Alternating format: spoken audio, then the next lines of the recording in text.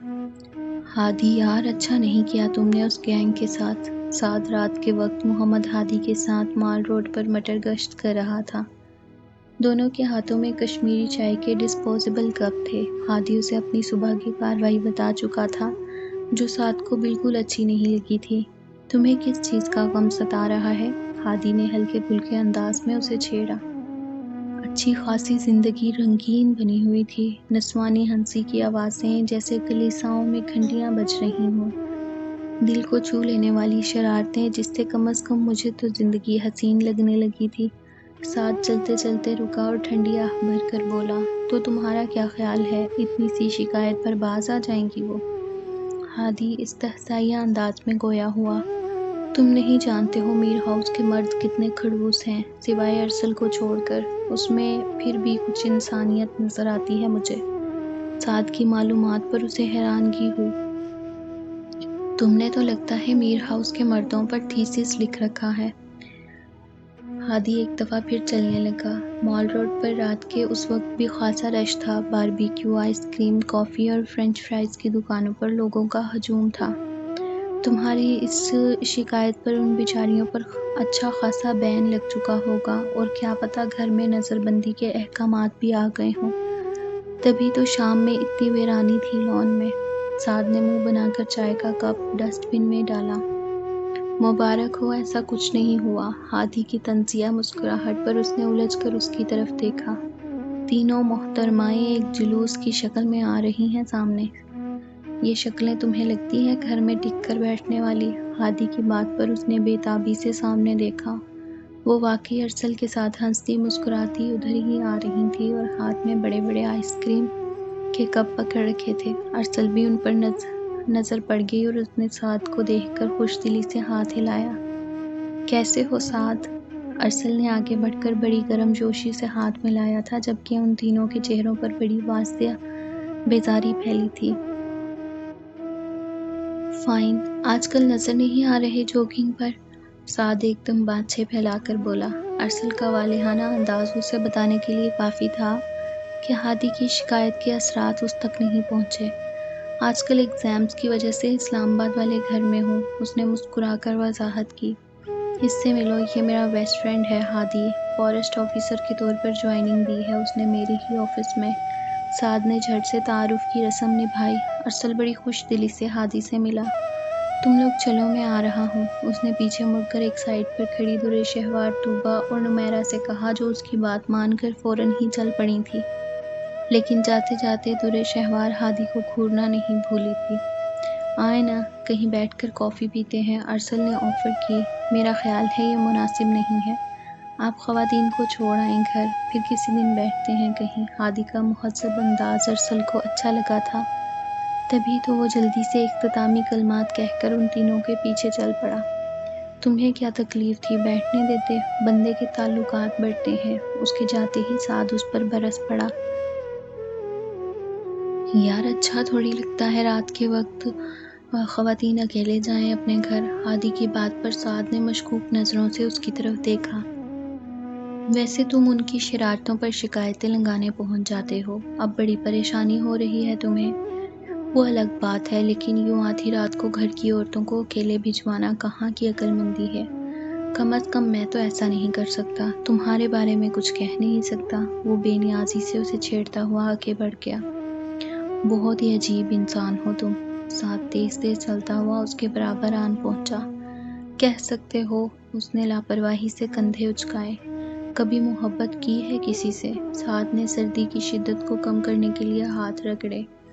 ہادی چلتے چلتے رکا اور حیرانگی سے اسے یوں دیکھا جیسے اس کی خرابی دماغ کا یقین آ گیا ہو۔ نہیں، اس نے نظریں چرا کر جواب دیا اور تیز تیز چلنے لگا جیسے اس موضوع پر مزید بات کرنا نہ چاہتا ہو۔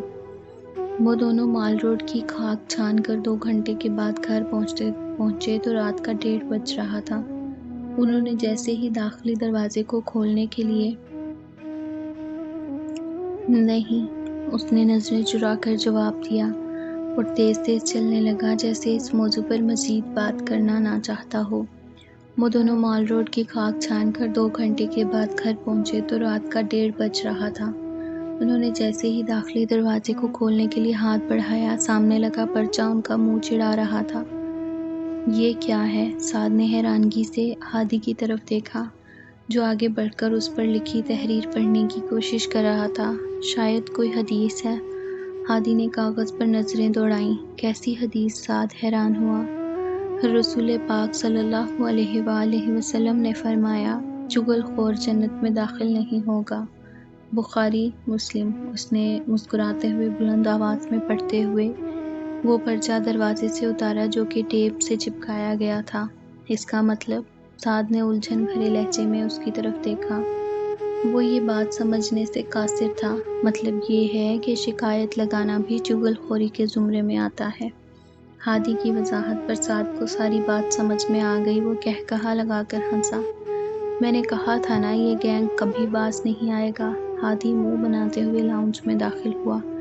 ویسے کہا تو بالکل ٹھیک ہے ان بیچاریوں نے، چغل خور جنت میں نہیں جائے گا۔ سعد نے جھٹ سے ان کی سائیڈ لی۔ کسی دن یہ بیچاریاں ایسا سبق سکھائیں گی تمہیں، لگ پتہ جائے گا۔ ہادی کے منہ بنانے پر وہ مسکرایا۔ اچھا اب اپنا دل مت جلاؤ، جا کر سو جاؤ، پہلے ہی رات بہت ہو گئی ہے۔ شب بخیر۔ سعد مسکراتے ہوئے اپنے کمرے کی طرف بڑھ گیا۔ انابیہ کی زندگی عجیب دوراہے پر آن کھڑی ہوئی تھی۔ اسے اپنی زندگی میں دو مردوں سے بے تحاشا محبت تھی، اور اس کی بدقسمتی تھی کہ اسے دونوں ہی کی چاہت اور توجہ حاصل نہیں ہو پائی۔ پہلا مرد اس کا باپ میر خاقان علی تھا، جس نے ساری زندگی اپنی پہلی بیوی اور دونوں بیٹیوں کو اپنی توجہ کے قابل نہیں سمجھا۔ ان کی دلچسپیاں ہمیشہ گھر سے باہر ہی رہی تھیں۔ ندرت بیگم سے دوسری شادی کرنے کے بعد بھی ان کے مزاج میں کوئی خاص تبدیلی نہیں آئی تھی۔ دوسرا شخص اس کا تایا زاد کزن برہان محتشم تھا، جس کی محبت اس کے ساتھ ہی پل کر جوان ہوئی تھی، لیکن اسے برہان کی طرف سے ہمیشہ بے رخی کا تحفہ ہی ملا تھا۔ اس کی بے تحاشا چاہت بھی برہان کو اپنی طرف متوجہ نہیں کر سکی۔ شاید تمہیں اس بات کا احساس ہی نہیں، کوئی 24 گھنٹوں میں 24,000 دفعہ تمہارا نام محبت کی تسبیح کے دانوں پر پڑتا ہے۔ تمہاری ایک نظر اس کے اندر سرشاری کا ایک جہان بھر دیتی ہے۔ اس کی آنکھوں میں امیدوں کے جگنوؤں کے قافلے آن کر بیٹھ جاتے ہیں۔ تمہاری بے رخی میں لپٹی ایک نظر کسی کو اندیکھی دلدل میں دھنسا کر اس کی زندگی کو بدصورت بنا دیتی ہے۔ کاش تم جان سکو، محبت کے سفر میں اکیلا ہونے کا احساس دنیا کے ہر احساس سے زیادہ جان لیوا ہوتا ہے، لیکن شاید تم اس بات کو کبھی نہ جان سکو۔ انابیہ نے ایک لمبا سانس بھر کر اپنی ڈائری بند کر دی۔ محبت کے سفر میں یہ ڈائری اس کی بہترین دوست تھی۔ اس کے سینے میں اس کی ساری خوشیاں اور سارے دکھ سموئے ہوئے تھے۔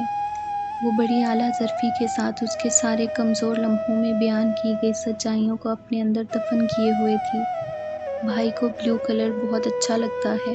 درِ شہوار کے منہ سے نکلنے والے اس جملے کے بعد انابیہ کی وارڈروب نیلے رنگ سے بھر گئی تھی۔ خدا کا خوف کرو بیا، کبھی کبھی تو تمہیں دیکھ کر میرا دل کرتا ہے ایک گانا زور زور سے گاؤں۔